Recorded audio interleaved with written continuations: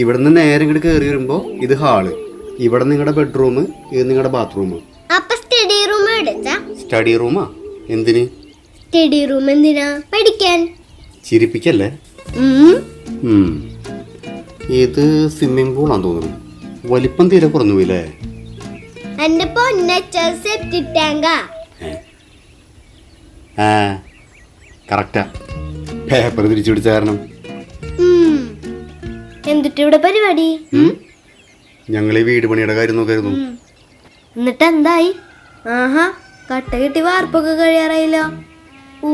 പാലച്ചാണ പേര് നോക്ക കൂടണ്ട. കുറച്ച് റബ്ബറും പാല ഇളക്കി തരട്ടെ കാച്ചാൻ. തുടങ്ങി രണ്ടും. അതെ, സീരിയസ് ആയിട്ട് ഒരു കാര്യം ചെയ്യുമ്പോ മര്യാദക്ക് നിന്നില്ലെങ്കിൽ രണ്ടിനെയും കൊണ്ട് കളയും ഞാൻ.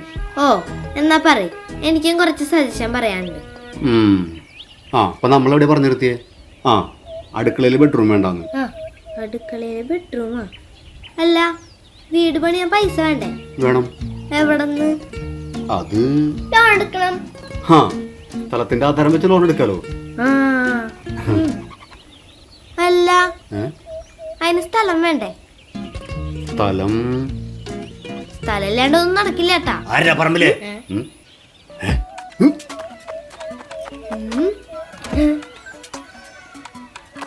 ഗുണ്ടായിസോ? ആർക്കാ ചിത്രം മോടാ?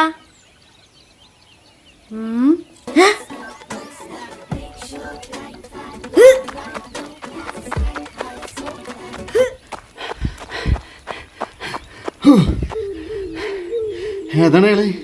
ഹലോ ലാദി. അയാള് പറഞ്ഞ അയാളുടെ പറമ്പാന്നാ. ആവോ. അല്ല, ഞാനല്ല ആദ്യം ഓടിയേ, പിന്നെ നിങ്ങളെങ്ങനെയാ ആദ്യത്തിയേ? അച്ഛനിങ്ങനെ മാല പൊട്ടിക്കാൻ ഓടുന്ന പോലെ ഓടിക്കഴിഞ്ഞാൽ ആരെങ്കിലും ലിഫ്റ്റ് തരും? അത് ശരിയാ. അച്ഛനാ വീടിന്റെ പ്ലാൻ അവിടെ നിന്ന് കിട്ടിയേ? അതാ പറമ്പിൽ കിടക്കണ്ടായിരുന്ന. ആരുടെയാണാവോ? എന്നാ വാ, വല്ല നാരങ്ങ വെള്ളം കുടിച്ചിട്ട് വീട്ടിൽ പോവാം.